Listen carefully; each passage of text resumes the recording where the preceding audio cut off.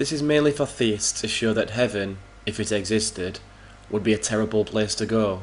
I have also included my usual question at the end for my fellow non-believers. Please bear in mind that before I start, I do not believe in any kind of afterlife. This is for argument's sake, to get theists to realise the concept of eternity. So, let's begin. Let's try and grasp the concept of eternity. I'm going to leave the screen blank, so I want you to use your imagination for what I'm saying. Think of it as a sort of roleplay game.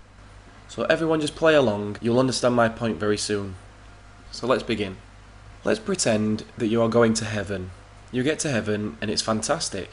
You get to see everyone again, everything's new, you can go and see and do whatever you like. You decide you're going to go and see everyone you have always wanted to see. Maybe it's a relative, a famous painter, singer, actor, someone you really wanted to see. Maybe you want to go and see absolutely everyone you've ever admired or loved. Let's say you did this constantly and it took an exaggerated 20 years to do this. Maybe it took 50 years. But you've met everyone you wanted to and you're very happy. You've spent a whole 50 years seeing people, so now you feel like a change of scenery. So you go absolutely everywhere and see every landscape, every beautiful waterfall, every garden, everything you can possibly think of. This could possibly take another 50 years as well, maybe more. But again, let's exaggerate. Let's say it took 150 years.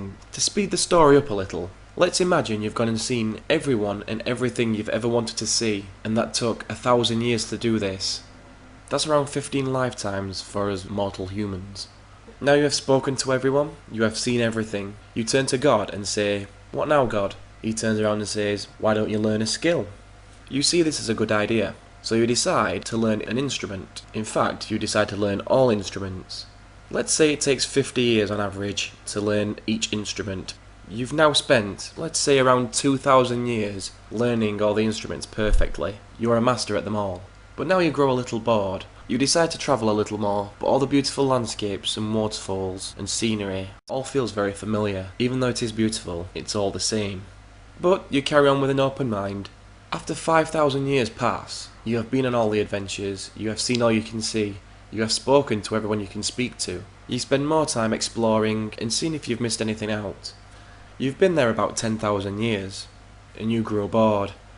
But just in case, you explore again. But after 100 years, you realise that you've seen everything, you've done everything, you've spoken to everyone. How about another 200 years passes? How about 1,000 years? How about 1,000,000 years passes? You haven't even started your time in heaven yet. Forever hasn't begun. You go to God to explain that you just simply do not want to exist anymore. God turns to you and asks, "Why don't you sleep for 1,000,000 years? See how you feel."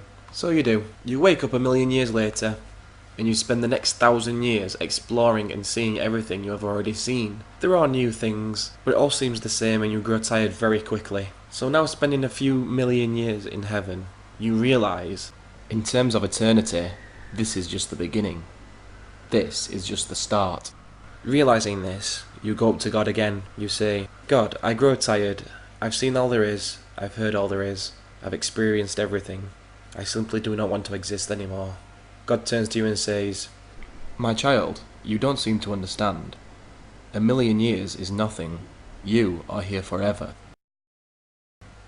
So there you have it. Eternity anywhere is a bad thing. It will literally be torture. We grow tired of things easily. I'm sorry, but I simply do not accept the concept of heaven. Not only because of this reason, but according to the Bible, we will not be there to have fun. Fun things are forbidden. No sex, drugs and rock and roll up there. What we will be doing is praying, worshipping, sucking up to God, and basically being his bitch. So that's my description of heaven. So basically, heaven is torture. Something for you guys to think about. Anyway, my question for atheists. I actually have two questions this time.